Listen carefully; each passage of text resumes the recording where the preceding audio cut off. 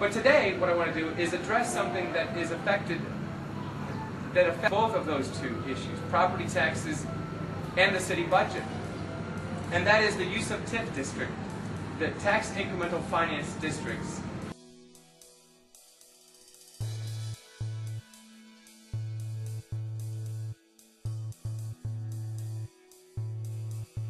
Which have been set up in Fort Wayne and around in the region throughout the state of Indiana, approved by the state legislature, and they can be a very effective, very powerful economic development tool.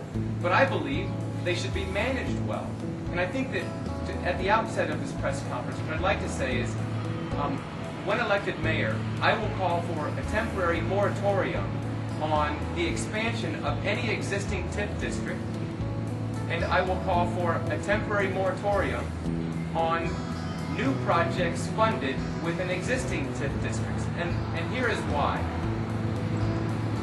A TIF district is established to aid with a project of economic development. And I became a Jefferson Point because this project was assisted by a tax incremental finance district. The developers asked the city if they'd be willing to provide infrastructure and other public amenities and fund those improvements to assist in this development. We did, and the tax incremental finance district was set up to capture property taxes that resulted from the increased property value.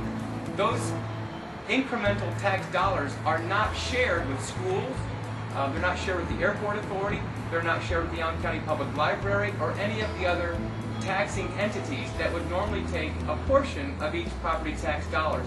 They're captured in the TIF district, and the mayor's office, the Redevelopment Commission, and the Redevelopment Authority then decide how to spend those monies. What it becomes essentially is a development slush fund used at discretion of the mayor's office without great accountability and without great oversight. How can it be that the Redevelopment Commission would have gone out and committed to spending millions and millions of dollars without any knowledge of or approval or oversight or review or public comment from the City Council?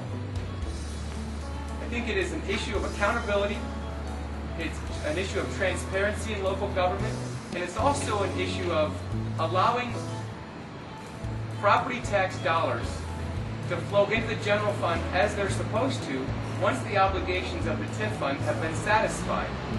Now this TIF for Jefferson Point, I believe, has been amended 3 times.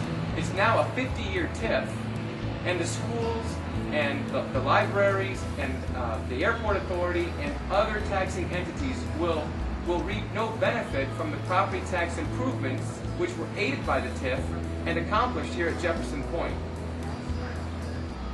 Good government, good leadership has to be transparent. It has to be held accountable. And there's very little transparency and very little accountability inside the Redevelopment Commission in terms of how they are authorized to use these TIF funds. So again, I want to recap.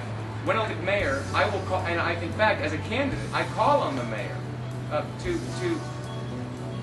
cause a temporary moratorium on the expansion of any existing TIF districts and on new projects to be funded within existing TIF districts. We have to audit and review how these funds are being used. What is the term of, what are the current liabilities on the existing TIF districts? What is the revenue being collected by the TIF districts? And when is it? What is our targeted payoff date? You know, the community deserves to understand these issues and know that once the obligations are taken care of, that those tax dollars will now flow into the general coffers of the city, the county, the library, and the airport, and other taxing entities.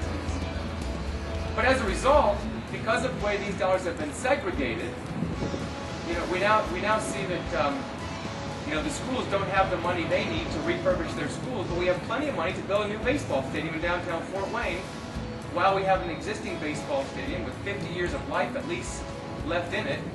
We're going to tear that one down and use the redevelopment funds to build a new baseball stadium. So I think that we have to have better oversight, better accountability, and more transparency in local government. This is a way, in my estimation, to have local government be held accountable.